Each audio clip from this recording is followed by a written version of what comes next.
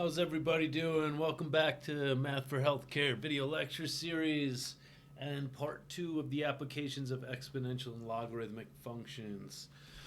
So here, let's see, we got our... Now it's talking about half-life and plutonium. All right. And basically we're just going to think about those, what the plutonium is, and it's as kind of like a population. The molecule is basically as a population. All right. What we get here is, so the half-life of plutonium-238 is 87.7 years. You find an atomic bomb in your backyard. After looking up the specs, you learn that the core of the bomb had 1 kilogram of plutonium-238 initially. Now it contains 0.75 kilograms of plutonium. How old is this bomb? Okay. So here it's going to be, we have exponential, it's decaying, right? It's decaying as time goes on. So, and it's continually decaying. So our basic function that we're looking for is f of x equal to, it's starting with 1 kilogram times e to the, well, negative, say, RT, where R is positive, R is our rate, and of course that's, oh, not t, we'll make it a function of t here. There we go. And of course this is saying f of t equals e to the negative rt. Okay, so we still need to find r. Alright, what we're going to use to find r here is the half-life, 87, where t is in years. Right? T in years. Okay, the half-life of plutonium is 87.7 years. So let's think about that. That means how long it takes for there to be half as much left, right? How long does it take for there to be half as much left? So notice that we're asking how old the bomb. There's 0.75 kilograms. It's more than half. So that means that it's going to be certainly less than 87.7 years old, all right? But how can we find that we could use that half-life information to find... And in fact, let me do this in general. Is let's say for right now we don't use our initial amount. We want to know what that rate is, r. We could still find it because half-life just says when's half of it left. In other words, solve 1/2. We want to know when is half of the initial amount left. So we solve that, and notice when I divide by p naught, we get drops out, and all that matters is that there's half left and the time it takes, right? Okay, and what do we know?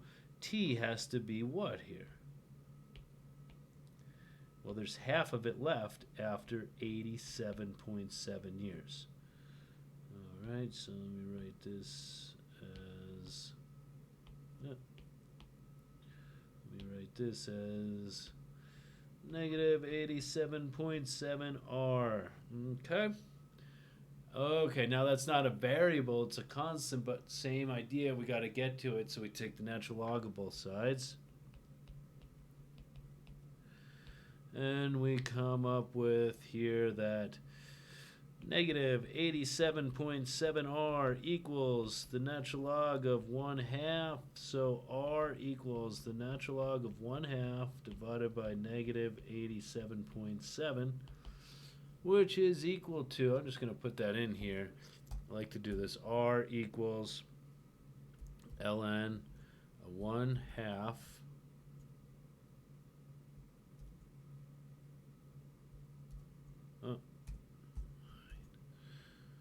all divided by negative 87.7. Oh, I see. I'm going to use k instead of r here because r's, they think it's a variable. Okay, so It's approximately 0.008. All right. Now I'm going to hold K in there so I could get the full. But what that means is our model now would be, if anything with a half-life of 87.7 years, the model is going to look like this. P naught e to the negative 0.008 t, where t is in years. In this case, remember, we start out with the initial amount of 1 kilogram. So here, P naught equals 1. Okay. So we have f of t equals e to the negative 0.008 t. Let me show you what that looks like. We're going to do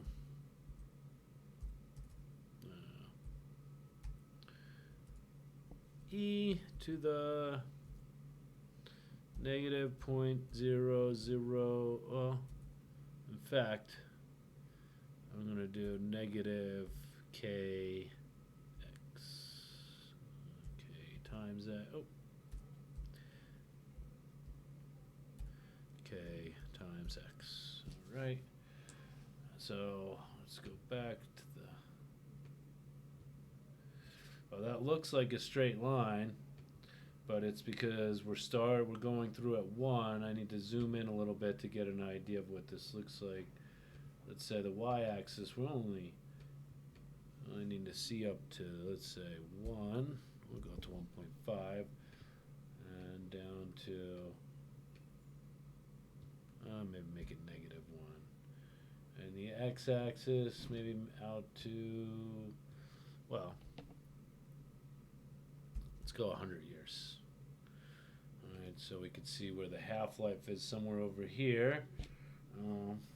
Right? Over, right around there. That's when half is left. So half is left about 87. It's about 87. Okay. Now, we want to know, when is there 0.75 kilograms left? We'll use our natural log on both sides. And notice, it's not going to be just half of the half-life. Right? Exponential functions don't work that way. They don't decrease at a constant rate like linear. And we end up with, I'm going to do this a little quick. Natural log of 0.75 equals negative 0.008 t. So t equals natural log of 0.75 divided by negative 0.008. Oh, sorry about that. Divided by negative 0.008. And we could test, what does that approximately come out to? That comes out to ln of 0.75 divided by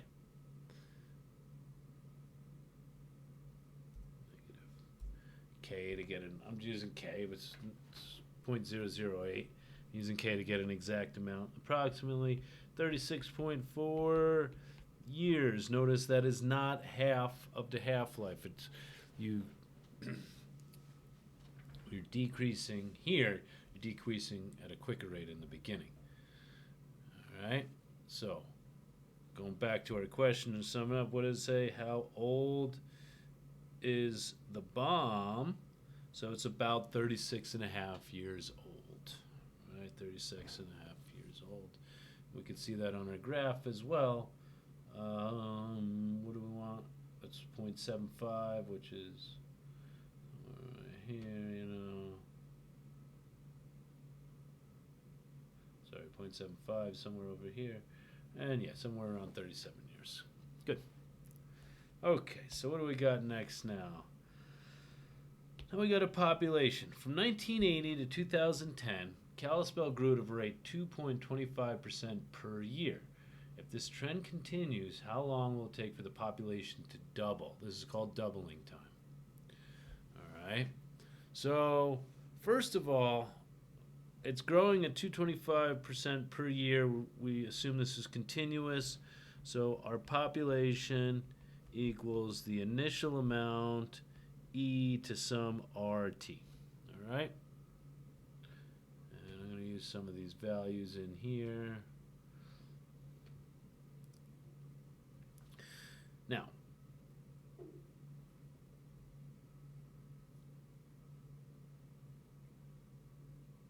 we need to figure out what, oh, we know what R is, sorry.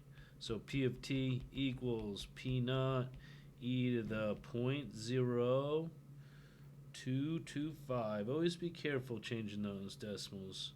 T, right? Because it's R is 0.0225. All right, so we want to know when it doubles. Notice we don't know what the population in 1980 is. You could probably Google it, but here we don't need to. What we need to know is that it's doubling, right? Because it's double. We want to know when is it double what we started with, P naught, right? And again, that's going to bring us to, well, when I divide by both sides, P naught divided P naught, and that gives me 2. Right? So 2, that's the doubling. 2 equal to the function without the initial condition. And now we want to take the natural log of both sides. Right? Remember, now we're finding years, and we see that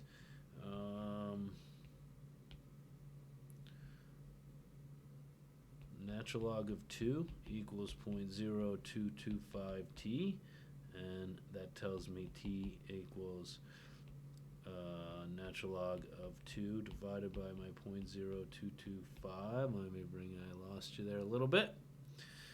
Equal to, we'll plug that in our calculator. That's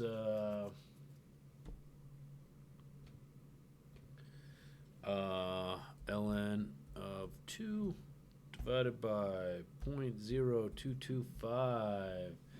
Okay, so it looks like approximately 30.8 years would be our doubling time. Now, it doesn't take double that to quadruple. All right, it should quadruple quicker than double that. But I'm going to leave that an exercise for you to do. I think that I've gone through enough of these examples. I'd hit pause and maybe finish that and see how long it takes to quadruple. Or 4 times.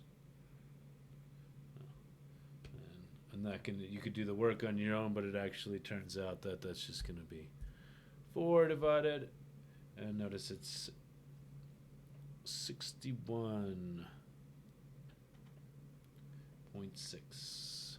Okay, good. Years. Next up.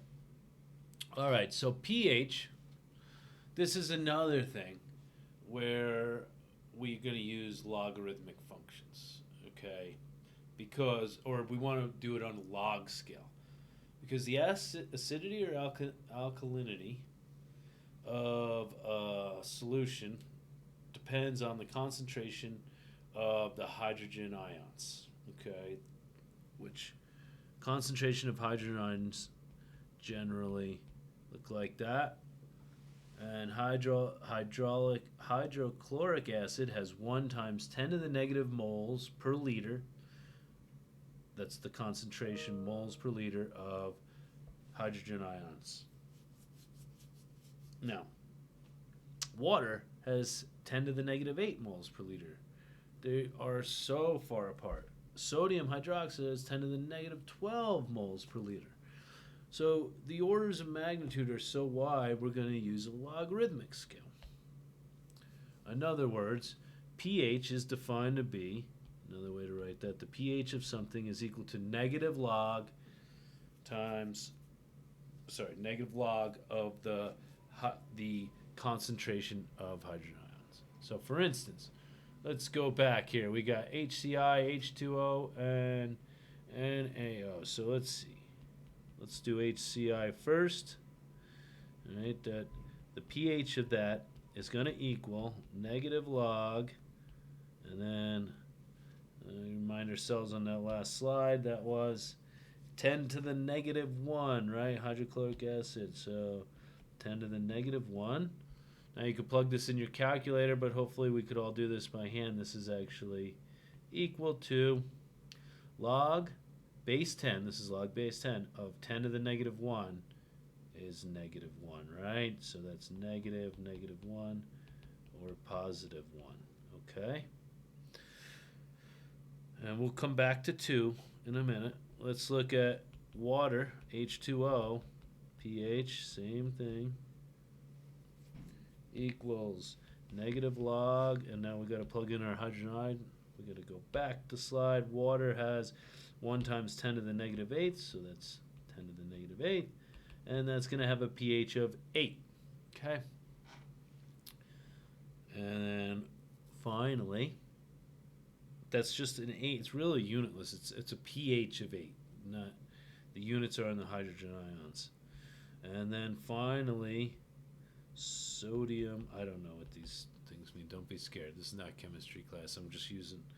I know that's. We're looking at the sodium hydroxide, which is 10 to the negative 12th. So that's what this is. Sodium hydroxide, pH equals negative log of 10 to the negative 12. Oh, and that comes out to be, so the pH is 12 of that. All right. Now, suppose some solution has a pH of 9.2. All right. What is the concentration of hydrogen ion atoms? So let's think about that. Let's get rid of our work here from these last two. Okay. Clear ourselves some space. And we want to know, we know it has, we're going to use our formula. We know it has a pH of 9.2, but on the other hand, that's negative log of H plus, or the concentration of hydrogen ions, right? How do we solve this? Basically, we want to get that H plus alone. I advise, and that's basically by put it into exponential form here. First thing I would do, though, is move that negative out of the other side and do negative 9.2 equals log H positive, okay? And notice, what do we know? This has got to be somewhere around 10 to the negative 9th, around, right, of hydrogen ions. Think about why that's true. Now here, we go to the exponential form, which is going to be, remember it's base n, so this says 10 to the negative 9.2 equals